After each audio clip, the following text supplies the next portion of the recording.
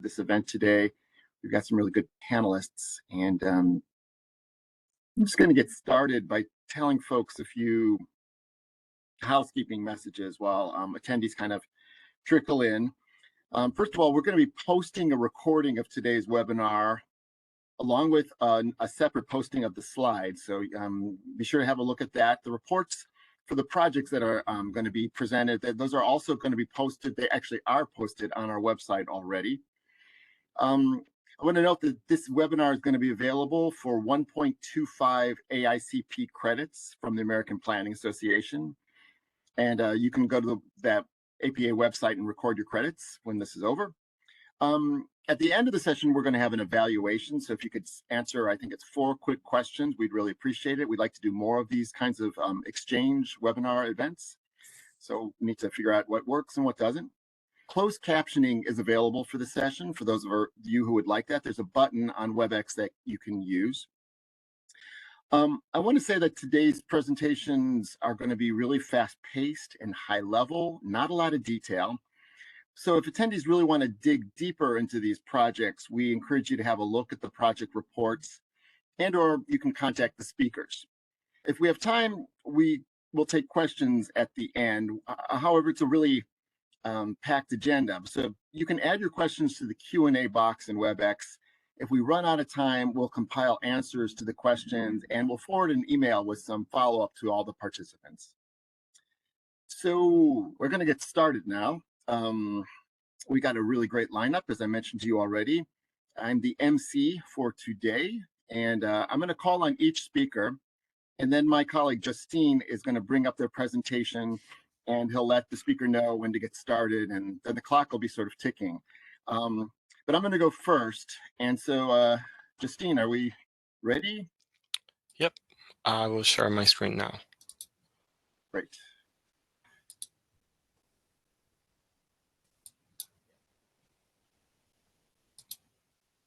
Okay, you can tell me when to go. You can go ahead now, John. Okay. Again, welcome. I'm John Swanson. I'm a transportation planner, and I work for the National Capital Region Transportation Planning Board here at COG. And we're really delighted that you've decided to join us today to hear about some recent projects that promote vibrant communities, active transportation, and safer streets. I mentioned already, this is available for AICP credits, so you can log in those credits when the session is over. We're going to be talking today about our Transportation Land Use Connections Program, and also a couple of new programs, the Regional Roadway Safety Program and the Transit Within Reach Program, which is our newest. The session is going to be following a format called pecha kucha, which is Japanese for chit chat. It's a little bit like a conveyor belt. Each speaker has 20 slides, and each slide is going to automatically advance after 20 seconds. So I'm using that format right now. It's a little bit nerve-wracking. It's a little bit of an experiment, but we think it's going to be fun. Let's start with the TLC program. Last year, we celebrated our 15th anniversary. Since 2007, we funded 167 projects that we believe have made a difference in countless ways at the local level, and cumulatively, they've helped to make the region a better place. The program has its origins in regional planning. 20 years ago, we were looking at a lot of big picture questions, and we're still looking at these questions today. What if more development was concentrated and was mixed use? What if we built more transit and sidewalks and bike paths?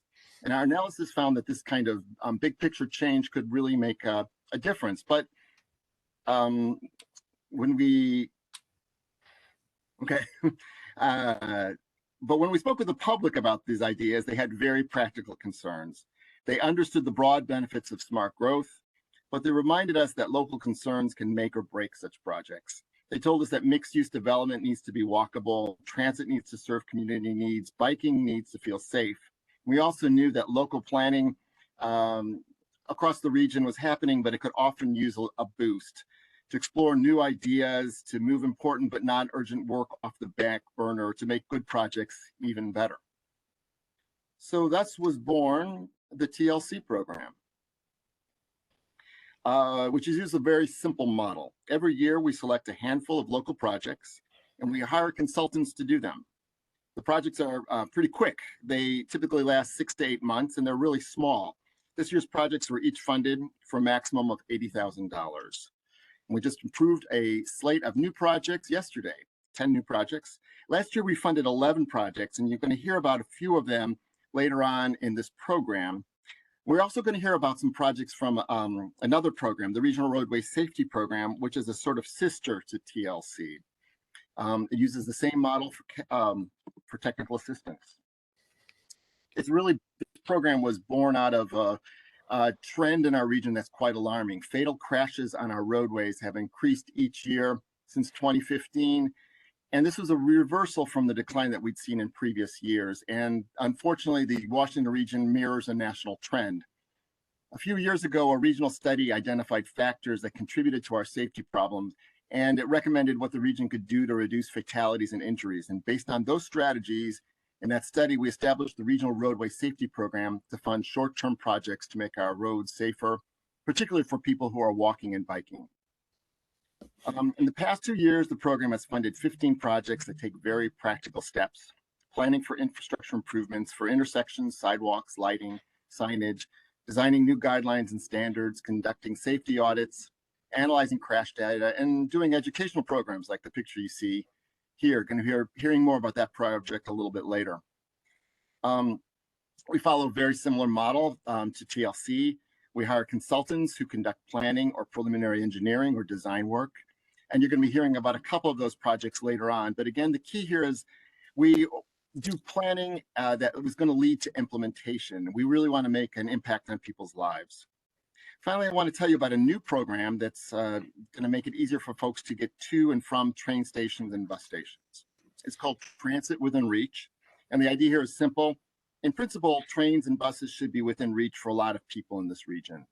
In fact, more than half of the region's job growth over the next decade is expected to be within a quarter mile of high-capacity transit stations. Yet even where transit is physically close, it is often not within reach if you walk or bike.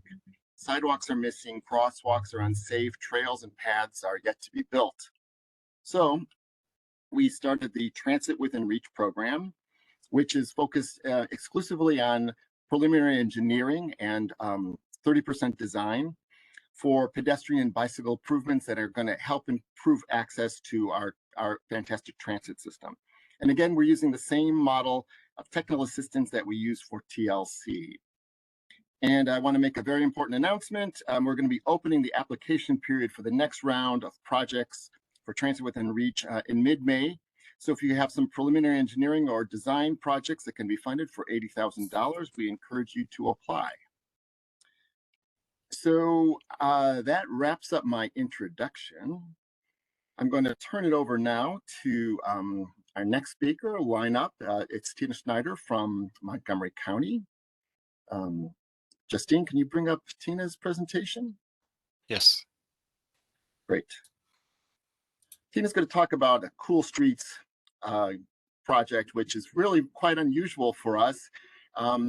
We like to fund some innovative things, and this is looking at how to reduce the impact of heat islands in our urban areas, particularly on our transportation system. So bring up that presentation.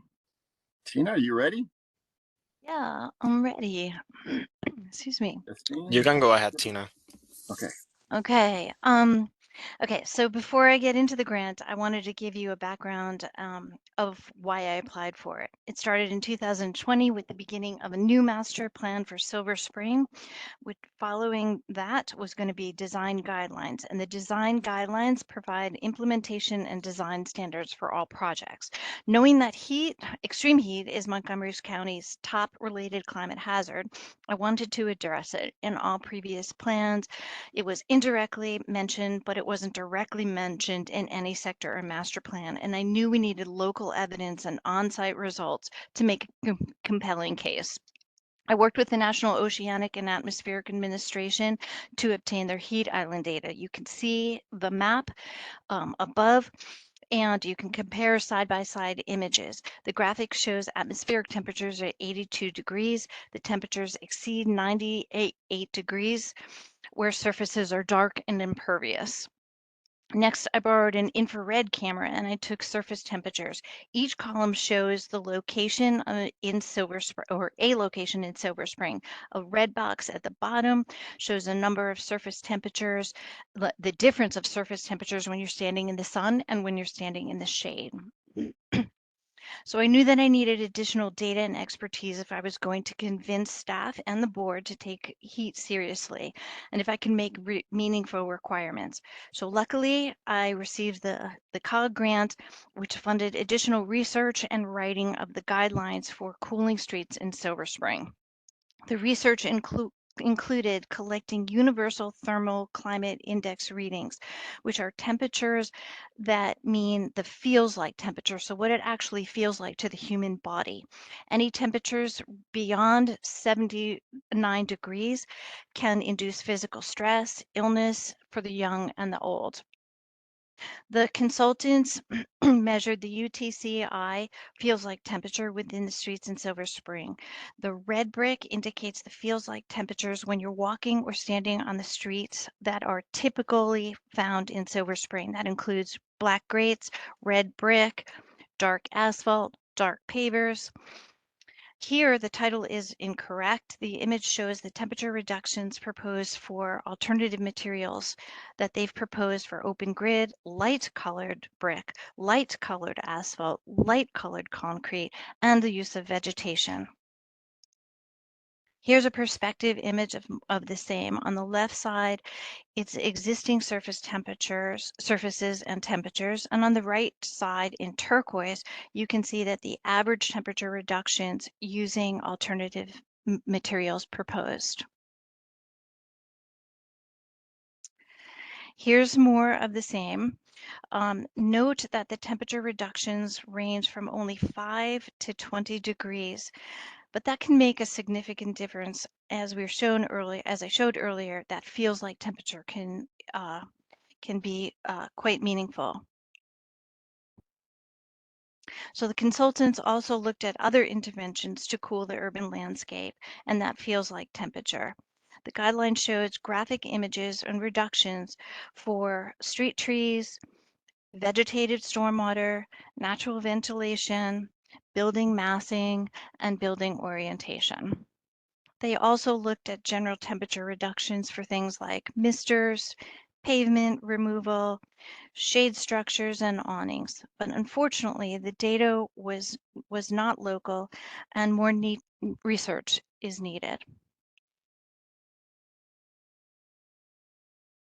So the top gray image shows Fenton Street in downtown Silver Spring as it is today, with few trees, few vegetative areas, and dark surfaces. The bottom shows what the streetscape could potentially include and feel like and look like with a greener landscape using vegetation and evaporative cooling techniques. This is more or less the same.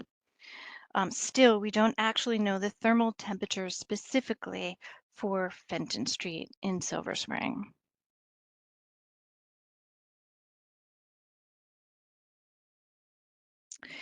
The guidelines included general effectiveness and cost for each cooling element and recommendation. $1 sign is the least costly, 3 the most costly. 1 turquoise bar, the least effective, 3 the most effective. And you can see here that the winner is vegetation and ground cover. Our next step is to work with the agencies that actually have the jurisdiction within the right-of-way, and we need another grant for a deeper dive to answer some unanswered questions, such as what is the true cost and benefit of each of the measure and how to prioritize each option. And we're also looking to fund a test pilot site somewhere in Montgomery County to measure temperatures throughout the summer, explore maintenance and lifespan of the cost of materials, and work collaboratively with other jurisdictions and agencies.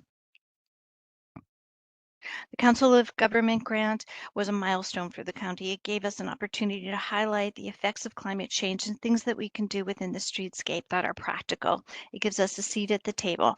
Unfortunately, there's still lots of big obstacles to overcome And we need to find out how, and we're going to fund these projects and work with the Department of Transportation and State Highway Administration. And one big takeaway was that it's really hot out there and it's really difficult to cool communities and the streetscapes, but it's essential that we do. Thank you, Tina. Yep. That's fantastic. Really great work and very exciting, again, for us to be funding something that is kind of unusual for us. And we look forward to follow up. The next speaker is Nate Engel. Nate's going to talk about a project which is a little bit more typical for us, looking at some pedestrian and bicycle corridor access issues. Nate is a town council member from Kensington, so that actually is kind of unusual. We're really lucky to have an elected official with us today. So can you bring up Nate's presentation, Justine? Yes. And Justine will tell you when to go. You can go, Ned. So yes, thank you, John. My name is Nate Engel. I'm a council member, as you mentioned, for the town of Kensington, Maryland, and I co-chair our town's Mobility and Traffic Committee, the Pedestrian, Bicycling, and Access Safety Working Group. And through these efforts, we're working to build a safer, more connected, and greener community. Being able to walk, bike, and roll more seamlessly is essential for achieving these goals. I'm here today to tell you about one way that Kensington's moving in this direction.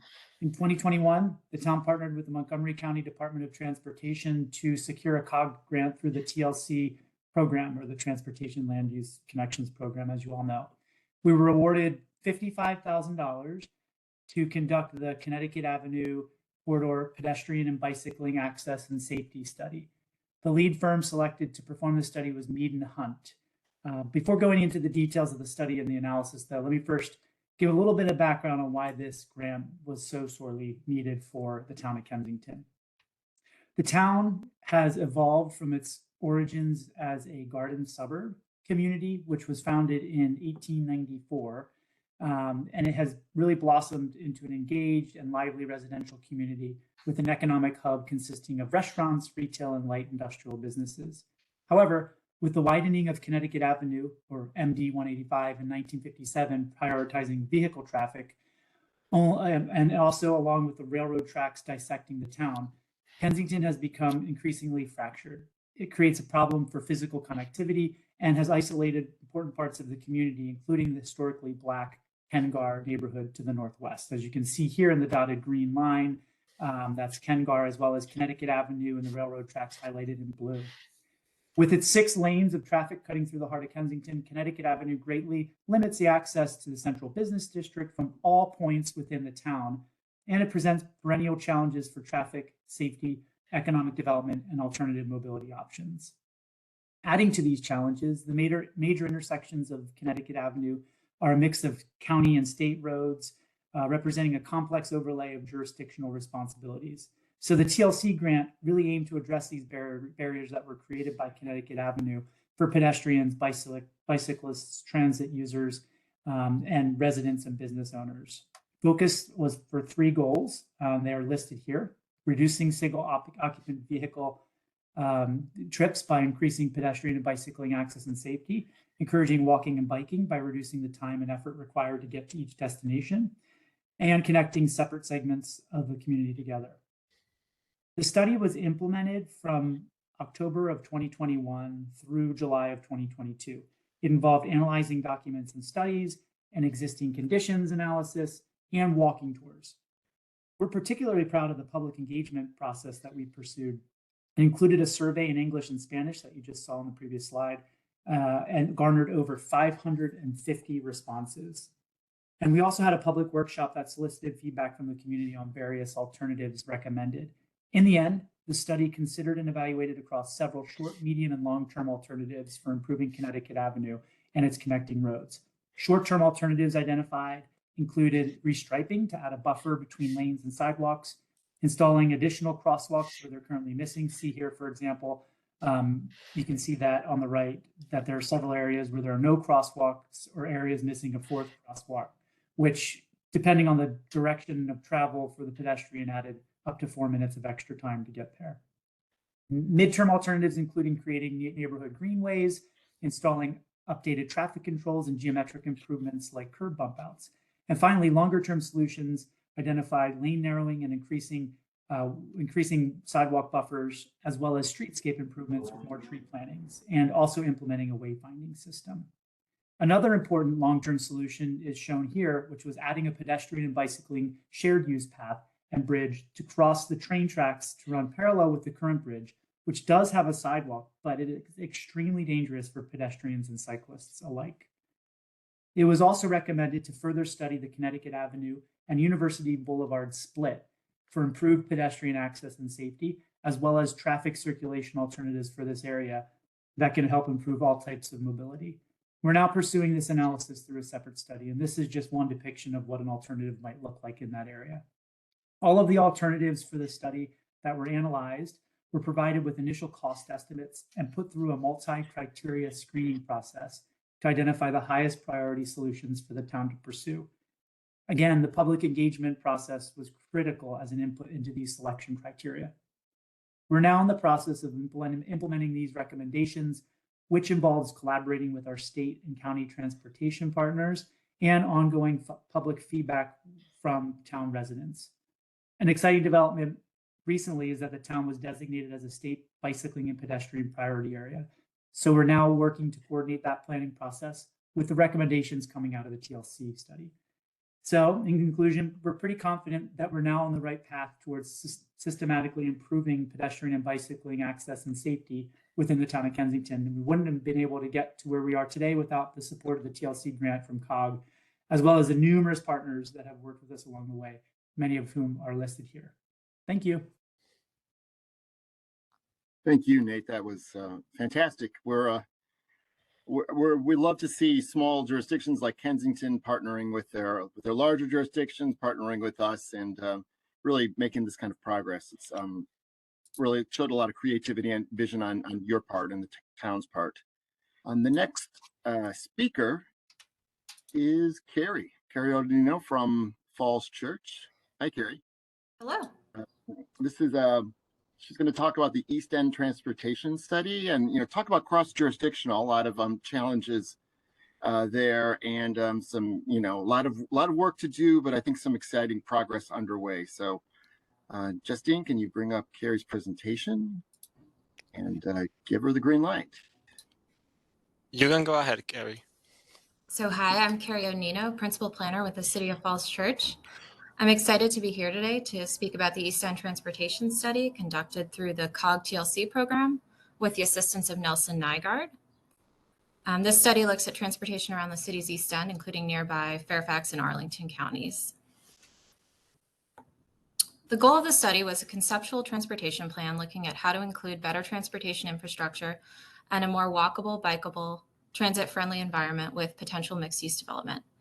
The Eastern Gateway Seven Corners Planning Opportunity Area encompasses approximately 40 acres of commercial properties. The area includes Eden Center, car dealerships, a gas station, and a few other commercial properties.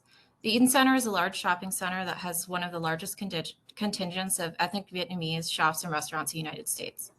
The city's East End is adjacent to Route 7, Route 50, Wilson Boulevard, and Roosevelt Boulevard. The city is currently working on a small area plan for the East End.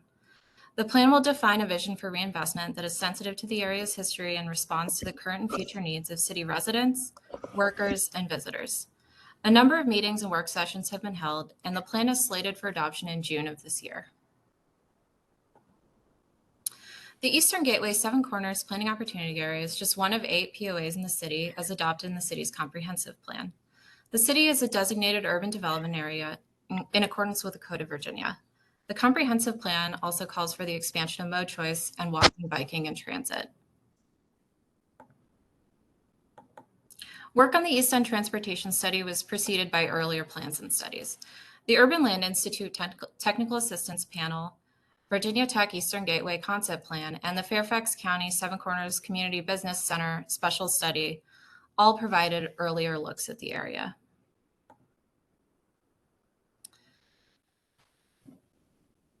In terms of ongoing efforts, the Envision Route 7 project is a proposed bus rapid transit system to connect the Mark Center in Alexandria to Tyson's in Fairfax, and is being led by NVTC. The Seven Corners Phasing Study looks at the installation of a ring road around the existing interchange and is being led by Fairfax County. The study area is dominated by one-story commercial buildings with large surface area parking lots. The existing street network lacks connectivity and allocates the majority of right-of-way to vehicular travel. The majority of sidewalks in the area are relatively narrow. The bicycle facility on Roosevelt is not comfortable for most riders. Average daily traffic volume estimates are in the 15,000 range on Wilson Boulevard and in the 15,000 and 25,000 vehicles daily range on Roosevelt Boulevard and East Broad Street. Posted speed limits in the area range from 25 miles per hour on Roosevelt to 30 on Wilson.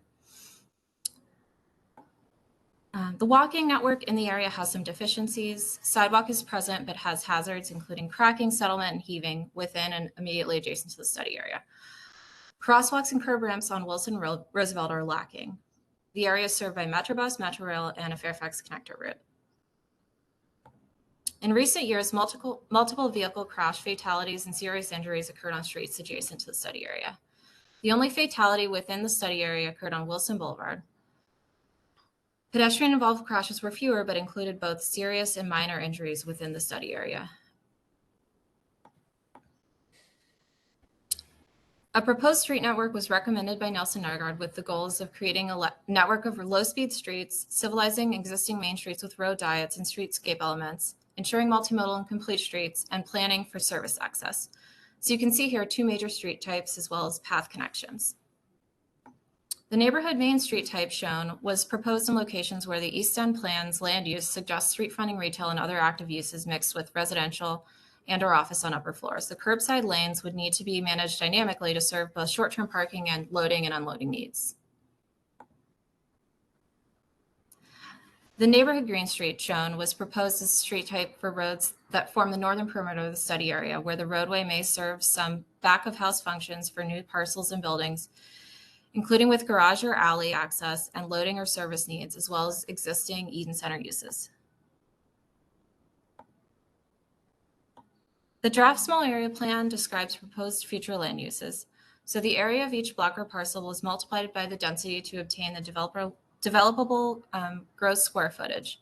The plan's development use mix was then used to estimate future square footage by use. These estimates became inputs to the mixed-use trip generation analysis.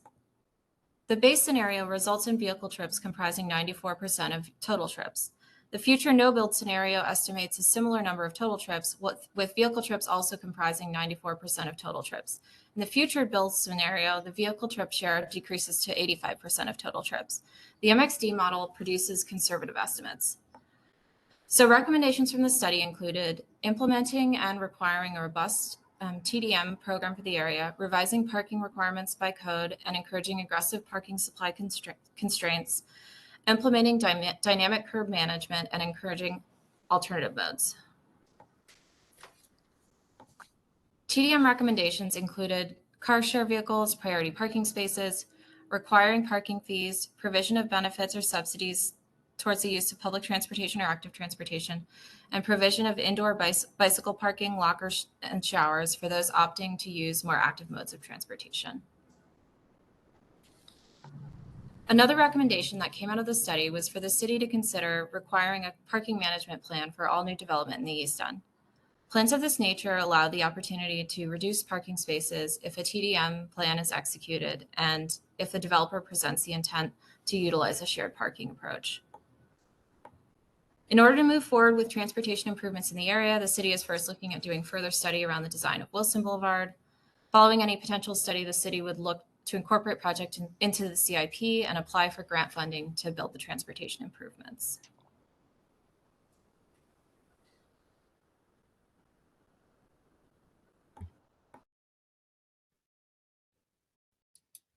Well, thank you, Carrie. That was some really great work out there, and like a lot of puzzle pieces with the jurisdictions in that part of Falls Church, Arlington, and Fairfax. A lot of coordination, and but it seems like you're making some great progress.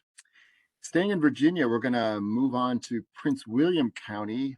Salah Salem from Prince William is going to be talking about the Graham Park Road safety improvements study. Prince William obviously has some really major pedestrian safety challenges, but it's heartening to see that the county is really focusing a lot of attention on that problem. So, Justine, can you bring it up? Yeah, there you go. Salah, are you ready to get started? You can go ahead, Saul. Ready to roll? Okay. All right. Hello, everyone. My name is Salah Salem. I'm a senior traffic safety engineer with Prince William County DOT. We're sharing with you today our project, which was the Graham Park Road Safety Improvement Study. For a little background, Graham Park Road is about a 1 mile stretch of 4-lane undivided roadway in the town of Dumfries. Connects off of US Route 1 and continues until it dead ends. It serves multiple communities in the Quantico area and Graham Park Middle School. The study corridor had been identified for safety improvements and enforcement by our county's roadway incident management program, based on roadway geometry, crash history, and speed studies we conducted. We identified it as a critical segment for traffic safety improvements. Are the slides supposed to be moving there? Yes, the slide is supposed to be moving now.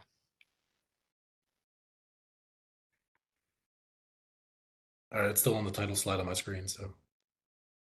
Are the slides moving for everyone, or the slides are? No, the slides are static. Yeah, always it's Oh, currently not in on my the screen is presentation moving. mode. Sorry. Let me unshare the presentation again and share it. On my screen is moving. No. No worries. If you could start from the third slide, that'd be great. Yep.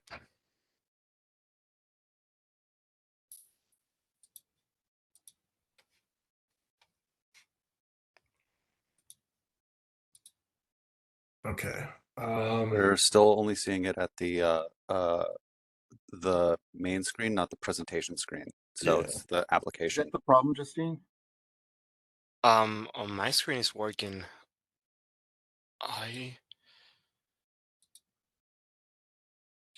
Let me double check this again.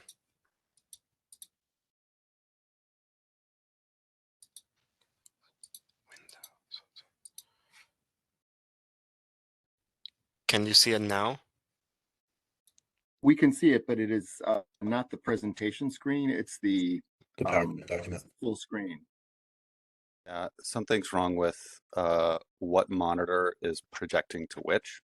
So I suspect that what's happening is you're sharing the wrong screen or the wrong monitor if you have two monitors, or else there's something else. What about now? Still the application. I don't know why.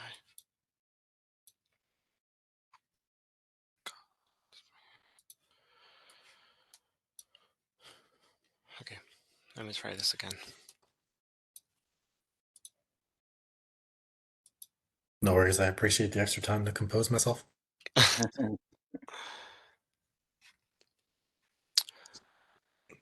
If there's a problem with the presentation, Justine, we could go on to the next one and you could figure this out. Does that Yes. make any sense? Yes, I think it's better. Is that okay with you, Salah? Yeah, I'm okay with that. Sorry, Salah. Okay. No worries. More time to compose yourself. So There we are. yeah, Justine, let's move on to David. Okay. See if that one works. David's the other end of the county, another outer jurisdiction, another end of the region. I mean, Frederick County, actually City of Frederick in this case. So I'm looking at a very cool project that we actually funded some continuation for TLC starting in the next round. So are you ready to go? It was in the presentation mode. Now it's back on the application. Okay. You can go now. Cool. So, East Street redesign. My name is David Edmondson. I work for the City of Frederick as a transportation planner too. A couple of years ago, we got this grant to look at our major road, East Street, and see how we could actually make this a functional place. We did a lot of work here, and I think it came out really well. East Street right now has a lot of different uses, from downtown to old industry to strip development to old industry that's still going well. That's Dairy Made down in your bottom right corner.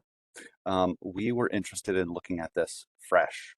East Street is also one of our oldest streets. We were founded in the 1740s, and over time this has gone from a border road to a rail-centric road to a major corridor. In the 1970s, as redevelopment happened, that tended to be on the suburban strip side of things. So we end up with some shopping centers, and what we did was actually we took land so that way we could widen the road more, but that widening never actually happened. We needed to look at this fresh.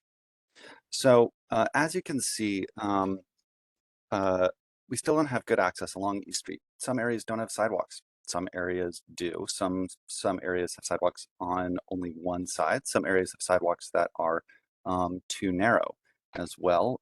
We have a lot of road space that just isn't being used.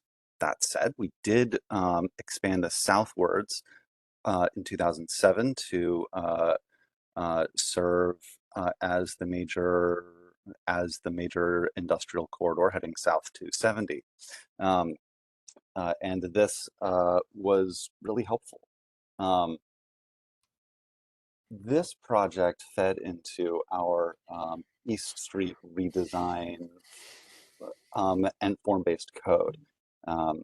We want to see how we can shape redevelopment, how we can make this work better, and how when we build new, it's going to fit into what we want.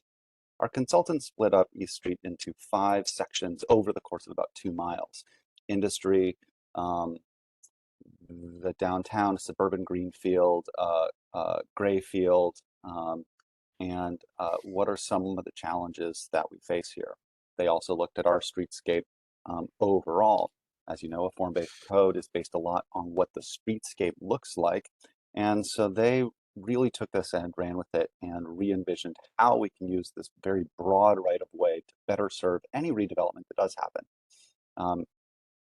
We did this by looking at all modes. First was transit. Transit, we operate on a flag stop kind of a system through downtown. So that means that you can hop on, hop off any corner that's safe.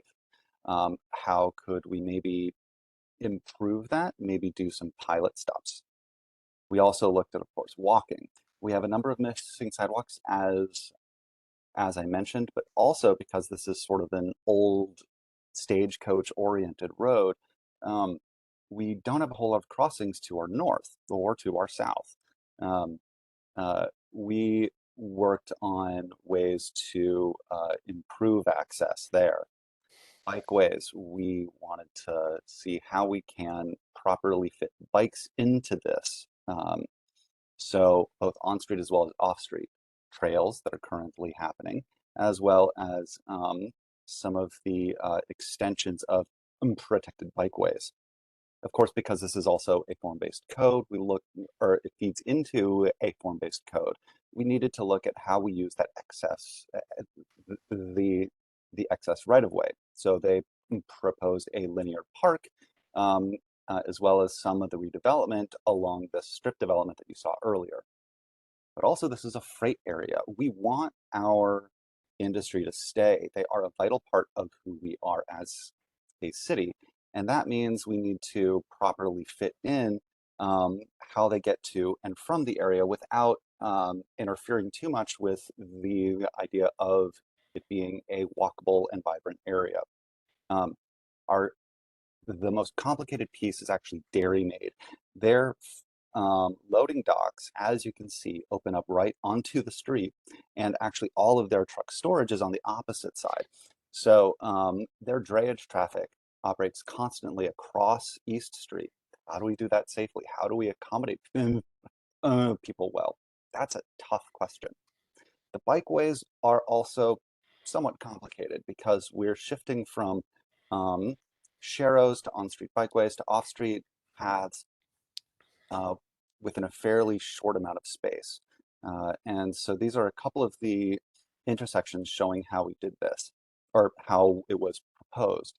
Now, things are moving forward a lot faster than we had anticipated. This development is right across the street from Dairy Maid, and we needed to figure out how do we program the road without having all of our designs in place yet in sort of a buildable section. So in taking what we learned from the consultant report, we built this out. It's a little bit modified, but this way we know what we can ask for from this new developer who is coming in now and really make a difference. We are also moving forward on that more formal and corridor plan. So north of 4th Street, we're looking at adding new sidewalks, new bikeways, and this has been a top priority for a lot of our city for a long time. And we recently got a grant to advance that yesterday. East Street presents a lot of interesting challenges.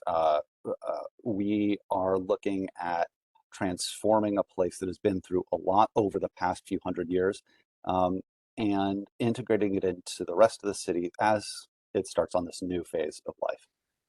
Thank you. That's great. It's really exciting, and it's exciting to see how you're accommodating industry. It's not just a complete transformation, but it's sort of accommodating sort of historic patterns of use there, but also making it more bike ped friendly. So it's very exciting work. Thank you, David. Thank you. We're going to keep moving. We had a little technical difficulty earlier, and we're still working that out, to be honest. So we're going to move on to the next speaker. We do expect to hear back, bring back Salah Salem from Prince William. So Salah, sorry, apologies, but we are going to, we're still working on that. But next up is Sam Murray, who's going to be talking about something quite different, traffic gardens. I'm developing guides for traffic gardens to help improve safety, particularly as it relates to kids. So Justine, could you bring up Sam's presentation? Yes, right away. Okay.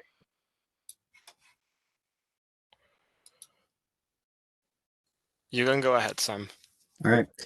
Thanks, John. Like you said, my name is Sam Murray. I'm a transportation management specialist for Arlington County, Virginia. I'll be presenting on our project, Planting Seeds for Regional Roadway Safety, One Traffic Garden at a Time, which is a design and installation guide for traffic gardens, which are miniature street networks where primarily children can understand how to navigate on the road safely.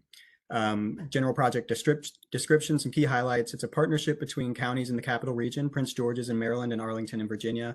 It's kind of a first of its kind step-by-step project guide going through all of the steps of the process that you might need to put in a traffic garden. Traffic gardens are a different way to practice active transportation planning, both for users and practitioners, and it recognizes the perspective of children.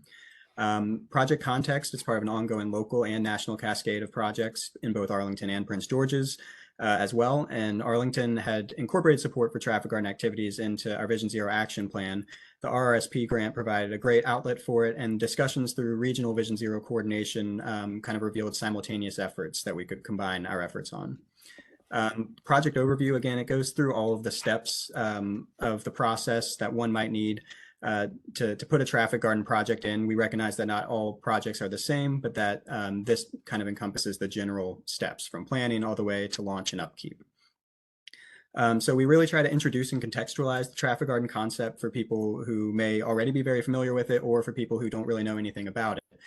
We offer lots of blurbs that highlight the purpose and potential benefits of traffic garden projects, as well as interviews that include stories from real projects that have been conducted elsewhere and provide key insights to consider. We ask people to take a step back about the process, particularly in thinking about accessibility and funding, which we identify as key components of project success, where flexibility is really required. We recognize no existing dedicated funds exist to tap, but there are lots of creative examples of it, and we encourage people to think of funding first as a vision first and vision away. The guide and future projects can be interpreted almost as a sort of microcosm for how we navigate the world and how it continuously comes to be.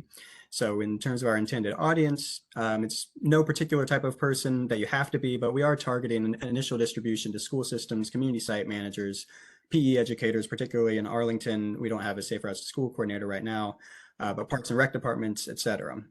We really try to get people to think about the team that's going to be conducting the process before you really get too deep into the visioning. How best can you involve children? What communication channels are representative? As well as getting people to think through lots of different aspects or all of the components of the project at once. You have this flow chart that allows you to see how a lot of the projects and processes and considerations will fit together. In terms of the project design drawing process, we give some tips on that front as well. We try to make it very user-friendly. You can see the arrows and the colors, the characters that we include, the page numbers kind of acting or being depicted as street signage, things like that. Gets you to, as well as this color-coded kind of design that gets you to really only pay attention to the pieces of the guide that you actually need. We break it into fixed versus mobile traffic garden project types that fixed encompassing more permanent and temporary, and are color coded in purple versus the mobile that are colored in green that you can kind of take anywhere. We provide example drawings or layouts that people can use. These are kind of friendly and fun, but give general high-level examples of what other people have done. And then also, you can see one of these has some grid lines added that really help as you get to start, the actual drawing process of it. On top of that, we provide lots of kind of elements that you might want to consider, checklists for those, the traffic features of the garden or the project. We incorporate lots of pictures that give you a variety of ways that these features have been implemented in different ways in different projects. And then we also provide layout templates that give an example of, again, how these have been laid out in other ways, but also that really capture the key elements of the features that are in these projects. You can mix and match these as you want, or just take them as they are, really. And again, it provides really just that inspiration for the design process. Bike lanes and shared lane layout elements are obviously key. We expect that a lot of projects will want to emulate infrastructure that exists in their communities, and then some projects might want to kind of put in more aspirational infrastructure that can kind of point towards the future. On top of that, we provide lots of records of success, particularly in the funding area. Again, we recognize there's not one dedicated fund for traffic gardens, but a variety of different ways that people have tapped into it. And we give some of those examples here, along with pictures of the different ways that these projects have been realized. We also emphasize what we call the care and feeding of traffic gardens, the maintenance of them, particularly for permanent projects. There are all kinds of short-term and medium-term and long-term tasks that will need to be devoted to its maintenance and upkeep to keep it kind of serving as an institution in the community, along with, and that certainly incorporates programming as well. Really, the ultimate project approach and intention is to instill safe, healthy, and kind transportation habits to produce safe, healthier, and kinder communities. We're introducing the principles of transportation and transportation design. People who use these projects may grow up to support or even plan the designs for safe systems in their communities. So it's an opportunity to play a role in a new and foundational way. And you have my email there on the last slide for any ways that y'all take and run with this guide. So thank you. Yeah, that's super. I was just saying to Sam earlier that it's rare that we have cartoon characters as part of our TLC projects. Those cute little animals on bikes, and it's a really engaging product, and I hope you're proud of it. It's very cool, and I hope we can get some wider regional use of that. So thank you, Sam. We're going to continue on the list and down the list, and the next person is Bob Patton from Prince George's County. Bob is going to be talking about a trail project, an important connection in our National Capital Trail Network. So there's the presentation. You can take it away, Bob. Okay. All right, great. Thank you. I work for the Parks and Recreation Department in Prince George's County. We're part of the big MNC PPC multi-county agency. This project has two names, the Anacostia Gateway or the Prince George's County Connector. And that all depends on which end of the project you stand and which way you're looking. This project has been long planned to connect the Northwest Branch Trail in West Hyattsville with the Metropolitan Branch Trail in Fort Totten. And some of you may not know the Metropolitan Branch Trail just reached Fort Totten recently, and the Northwest Branch Trail is all connected to the trail system along the Anacostia River, even down into the district. This connection was seen as something needed as far back as 1991, and a study was done. But the preferred alignment was never able to be realized. And so we bailed on that in the orange gold section and started to pursue the second best alignment, which is the red line in this map. Part of the project was constructed in Avondale Park. The key thing for this project was to identify what are the questions we need to answer so we get the best, most effective thing from the consultants. And there were some key questions that the public was going to be asking with this new alignment. And then there were key questions that our implementing agency was going to have to deal with. The new alignment was more on park property, but it did involve some steep slopes. And because the parkland is the land near the streams, we were going to get into potential wetland and other issues. So the project itself, we really focused at the beginning on looking at a bunch of different alignments kind of in a very small area to really refine which one we should pursue and develop the detail we need to move it forward in the design process. And we made some very strategic choices in the scope of work and the budget for the project. And the key thing was that the survey work dealt with variable levels of detail in different parts of the project rather than one uniform set of detail. The other strategic choice was figuring out that we probably didn't need the traditional deliverables. We didn't really want to spend a lot of time with a text report. And so we got very nice roll maps and a PowerPoint presentation that didn't have to go through a lot of back and forth editing. And finally, we took advantage of the consulting firm. We're able to get through the COG program to have them really focus in on the technical issues. And DPR staff will address public engagement and communication on our own. I'm going to just take you quickly through the project. The actual content layout of the trail is not particularly innovative, but it starts in a section where we're going to build an 8-foot trail and retain the existing sidewalk. A key part of the project is to revamp a very suburban intersection at Chillum Road and narrowing the crossing, getting rid of a slip lane. And this is something that with all the Vision Zero work, State Highway Administration has become positive on those kind of changes. And then we had a big park section and we had to figure out where exactly was the best place to cross a stream that runs into the Northwest Branch.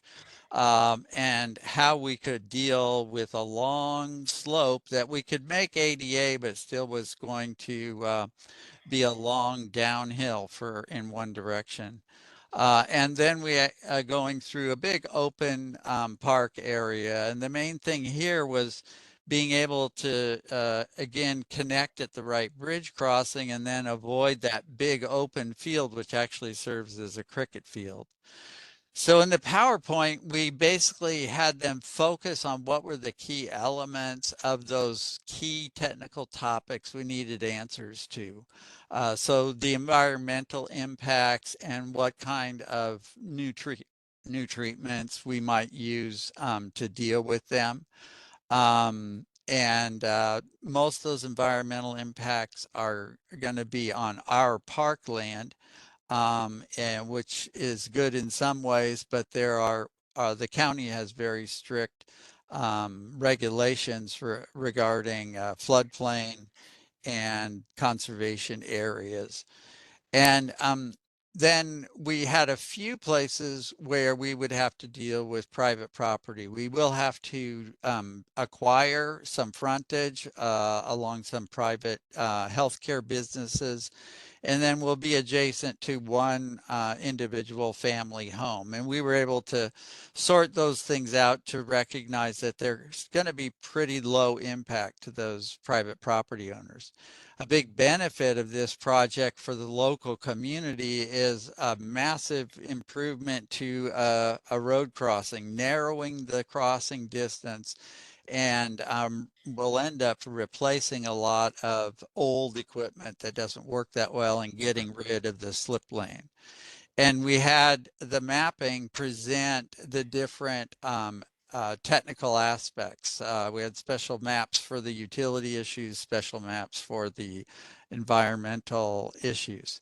So I wanted to give people a couple of lessons learned. We had a very good consulting firm, but I realized that I didn't stay as engaged as I should have, keeping everything on track, and I kind of left a little too much to the firm. Another thing was that we had hoped to have landscape architecture guidance with the project, and we ended up just having some engineering input. And so developing a really effective trail in the slope situation required a little more creativity of how you align a trail that landscape architects tend to approach from a different approach than engineers.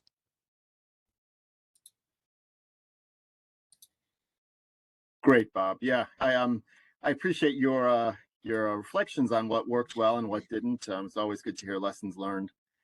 Thank you. It's great to see that project moving forward and the National Capital Trail Network kind of, little bits and pieces getting completed. The next speaker is going to be Vic Weisberg, and Vic is with Prince George's County. Vic is going to be the only speaker today talking about our newest program in this suite of programs, the Transit Within Reach program. It uses the same model as TLC and the Roadway Safety Program, but it focuses explicitly on preliminary engineering and design for pedestrian and bicycle access to transit. So Vic's going to tell us about a project in the Suitland area. And Justine, is the presentation coming up? Yeah. Yes, you can go ahead. There you go. Great. Great. Well, thank you, John, and I've been excited to hear all of the other great work that's taking place in the region. As John mentioned, I'm Vic Weisberg with Prince George's County Department of Public Works and Transportation. I'm also here today with Tiffany Jennings, who has been instrumental in this project.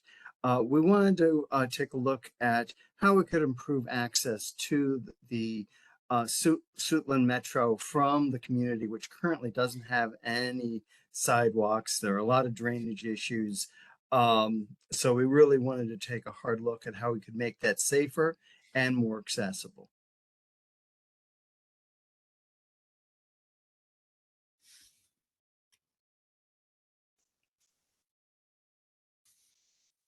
To describe the area, as I had mentioned, this is a key part of the Suitland Silver Hill community, but there's a lot that's going on. In addition to the metro station at Suitland, there is the Census Department, but also a major redevelopment project taking place in the area. So we see this as really exciting connectivity. Some of the goals of this project are to improve bicycle and pedestrian access to transit and to the shopping and communities, provide safer conditions for the residents, update the facilities, enhance aesthetics, and use some technical urbanism in the project.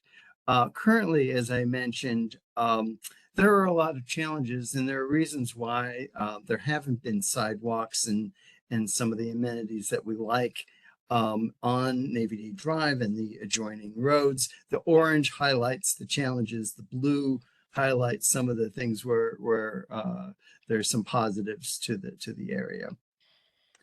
As I alluded, the existing conditions There are slip lanes on Silver Hill Road, which make things challenging, missing crosswalks to get from one side to the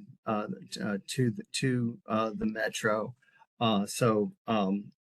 We took a look at a number of alternatives. One is traffic calming while maintaining the current roadway. One is sidewalk with two-way traffic but no parking. 3 is sidewalk on the inner loop with one-way traffic and on-street parking. And the 4th is another sidewalk option that reduces parking. So the 2 alternatives that we narrowed to was one that we called a greenway, the other which we are calling sidewalks. The greenway, adds some greenery but keeps the initial configuration, maintains two-way traffic, keeps the parking, but adds some features like tactical urbanism, some art to the project, and of course improvements at the intersection. As you can see, the typical section for this does not add sidewalks, but it does maintain and improves the current character of the section. Alternative B is where we do add sidewalks. However, because of physical grade on both sides of the road, it was easier to add the sidewalk and an elevated sidewalk that would be at the level with the curb with the property to that section. So there would be a sidewalk.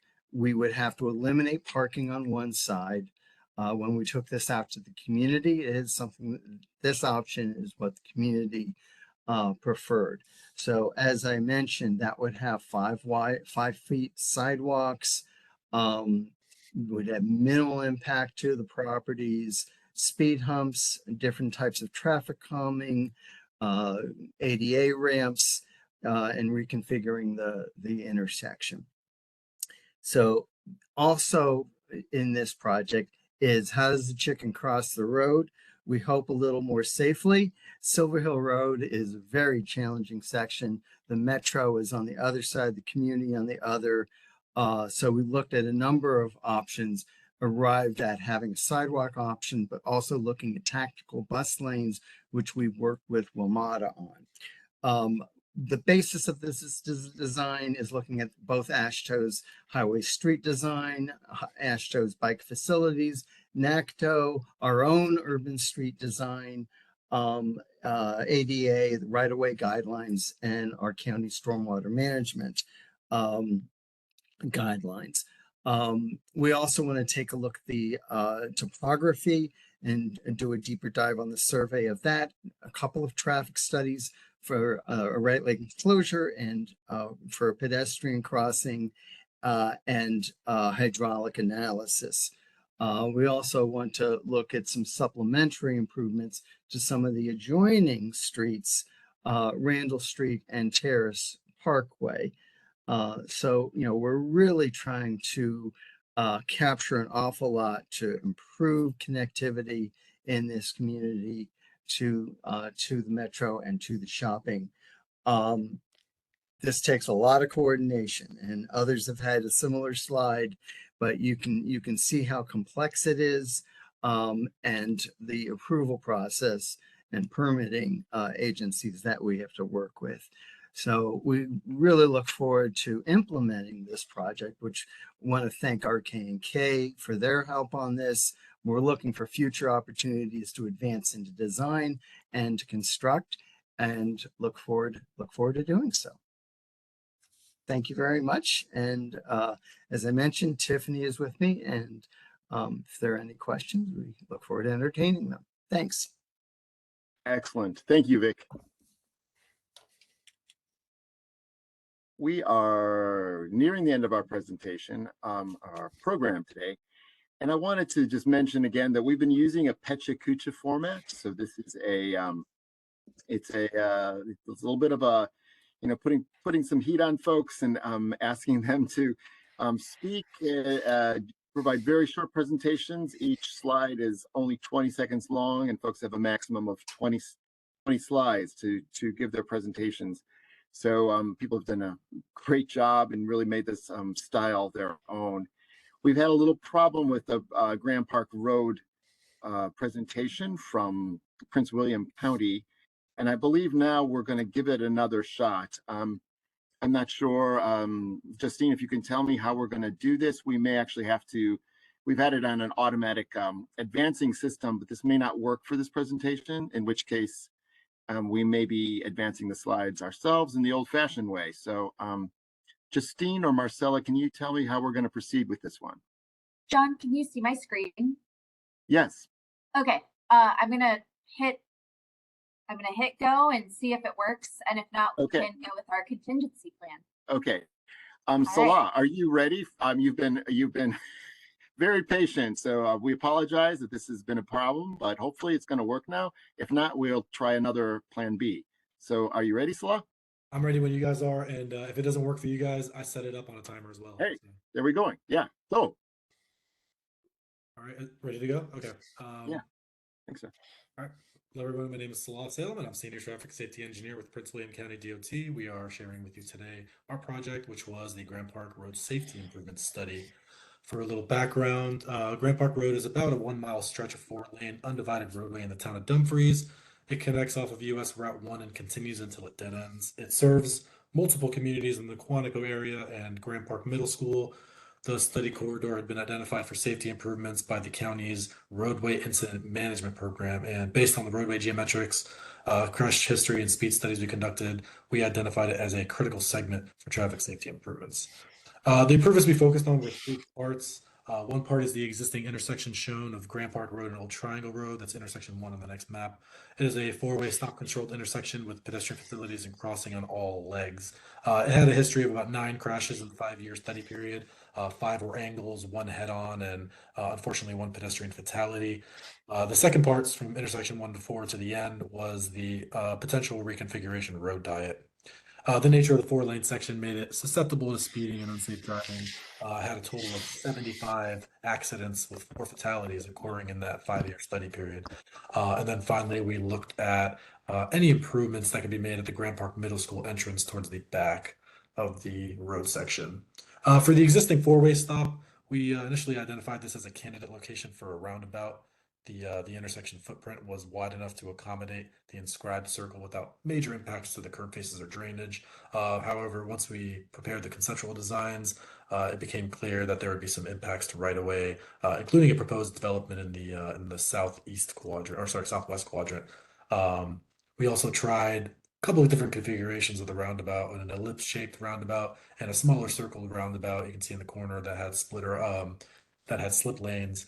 It did minimize and eliminate some of the right-of-way impacts and some of the options, but it wouldn't give us large enough splitter islands for the pedestrian facilities or function geometrically and deflect entering vehicles.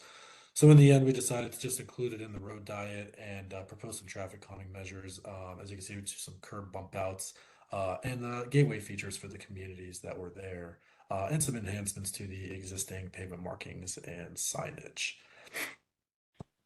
For the remaining stretch of Grand Park Road, we proposed the road diet reconfiguration. We looked at a few different configurations, some with and without on-street parking, bike lanes on one or both sides, and just options with reconfiguring the travel lanes and having wider lanes. We ended up deciding the best alternatives on this part was alternative 2 and numbers 2 and 4. Alternative 2 tied in well to the proposed improvement at the intersection here of Grand Park and Gillian Lane. We were proposing a mid-block pedestrian crossing. There is a good amount of pedestrian traffic here. The school is kind of on the southeast quadrant as you go down Grand Park. So this would give shorter, more manageable crossing distances and also help reduce speeds. Gives us that double benefit there. At the middle school, we proposed a few improvements in the immediate and short term. This included making road diet alternative 4, along with pavement marking updates to designate that western entrance of the school as ingress only, inbound only, and the eastern access point just for outbound only to help with the circulation. And then further, we proposed eliminating the eastern crossing and then kind of condensing everything to the west and adding a rapid flashing beacon. Next steps, where do we go with this information? We would like to develop, final engineering plans that would involve coordination with Prince William schools and then the community outreach, and then looking for funding opportunities, HSIP, Safe Routes to School, and Safe Streets for All. On the wish list, the only thing that overall the project went well. The one thing we did note was that we wish we had more time for the community engagement. The communities in this corridor were pretty split on what improvements they wanted to see, whether it was physical or reduction of speed limits or road reconfiguration. Some wanted on-street parking. So there's a little bit more of a back and forth there that we wish we had as we moved along and wrapped up the project. It would have been nice to do that with the study. But that is kind of an overview of our project. So if we do a Q&A, feel free to ask any questions. Thank you so much, Salah. That was fantastic, and we really appreciate your patience and being on hold. And really great to see that there's some really practical work that's going on there. As I mentioned, Prince William's got a lot of challenges with pedestrian safety, but it seems like you're making some real progress and prioritizing it.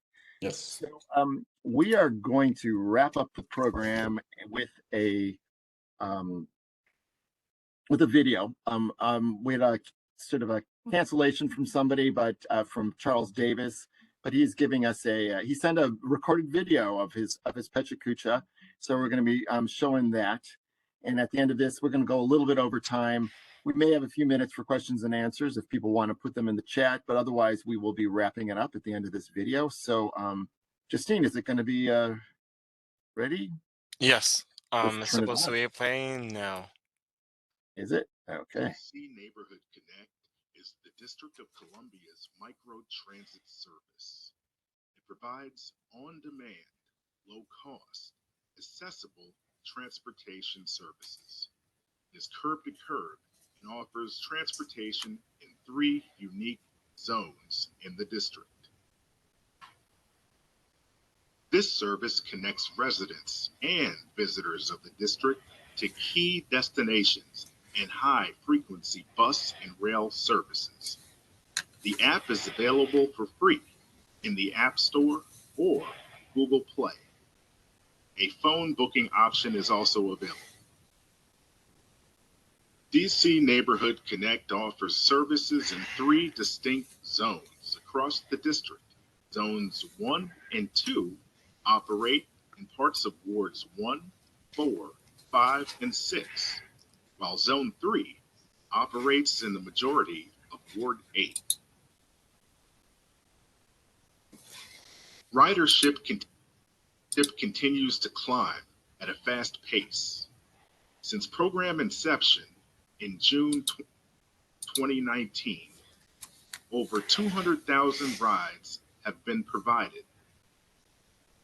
Over 12,000 app accounts have been created.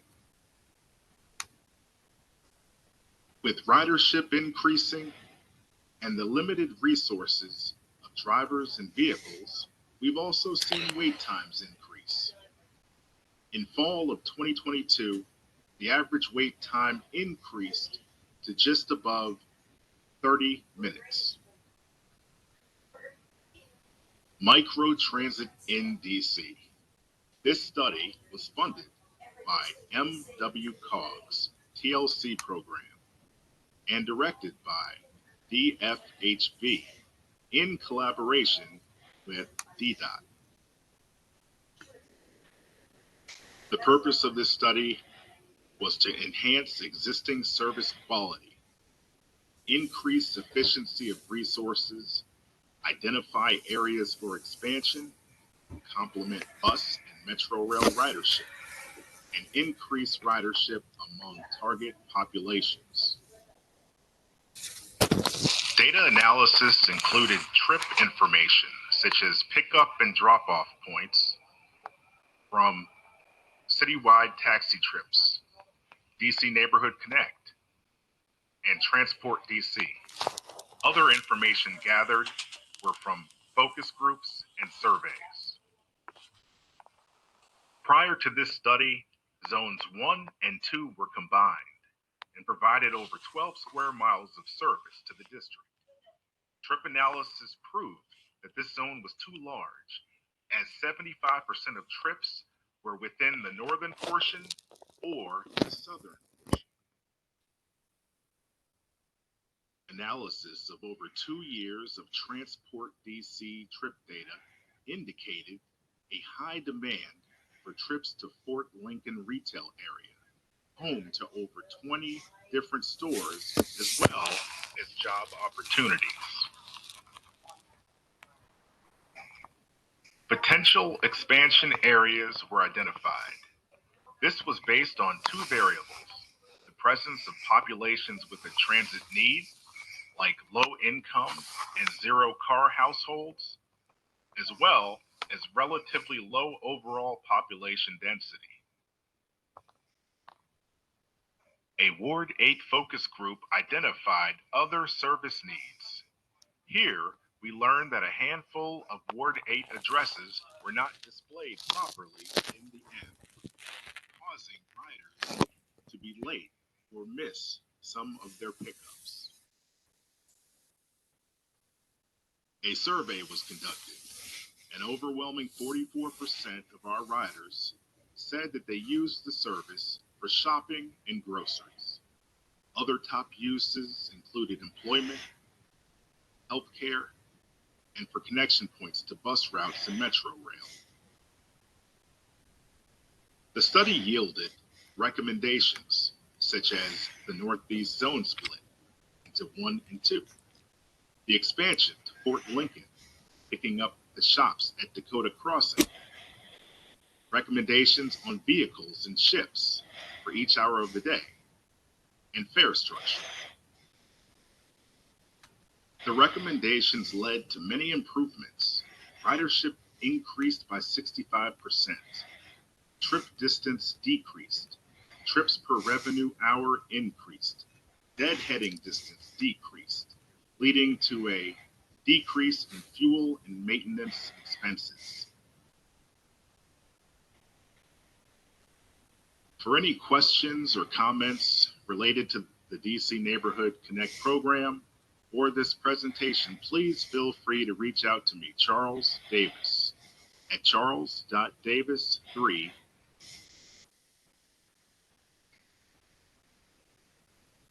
Excellent. Thank you. .gov. Thank you and have a great day. So we are a little over time, and so we're going to move on. If folks have any questions, they can forward them to me or to put it in the chat for the next 5-10 minutes, but we're going to wrap this session up.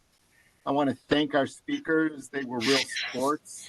This was really not a this is not an easy task that we assigned to them to do this short presentation, to talk about some very, frankly, complex projects in a very short amount of time and kind of be in the hot seat. So we really appreciate your efforts, and I think people did an awesome job with the format, really kind of made it their own, got a lot of information across.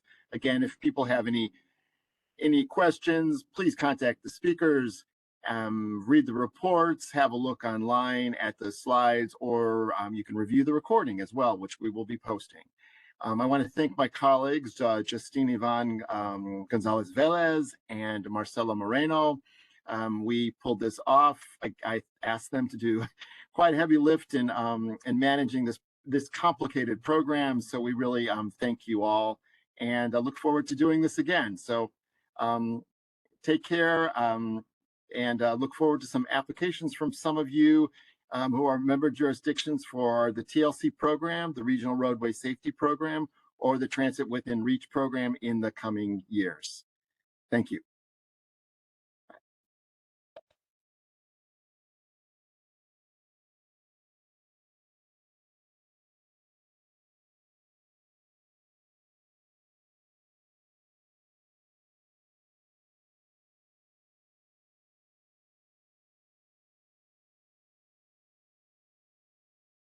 Bye, everybody.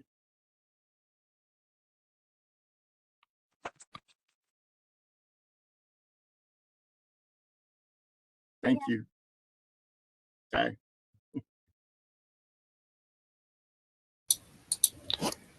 Hey, I'll go to your office now.